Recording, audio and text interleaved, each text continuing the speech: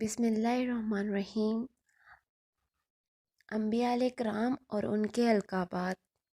ابو البشر حضرت آدم علیہ السلام کو کہا جاتا ہے۔ آدم ثانی حضرت نوح علیہ السلام کو کہا جاتا ہے۔ کلیم اللہ حضرت موسیٰ علیہ السلام کو کہا جاتا ہے۔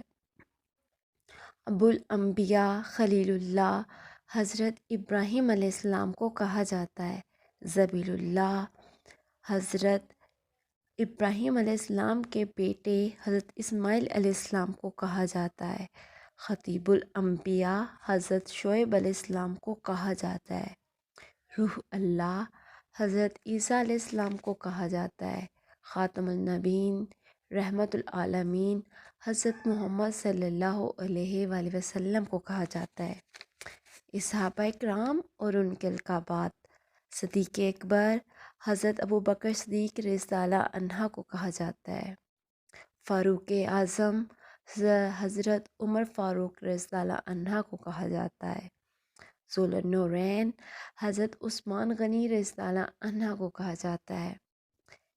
شیر خدا باب العلم حیدر کرار حضرت علی رضی اللہ عنہ کو کہا جاتا ہے۔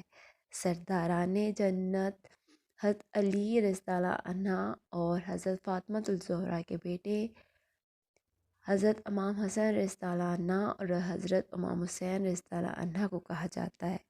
فاتح ایران حضرت سعد بن ابی وقاص کو کہا جاتا ہے۔ فاتح مصر حضرت عمر بن عاص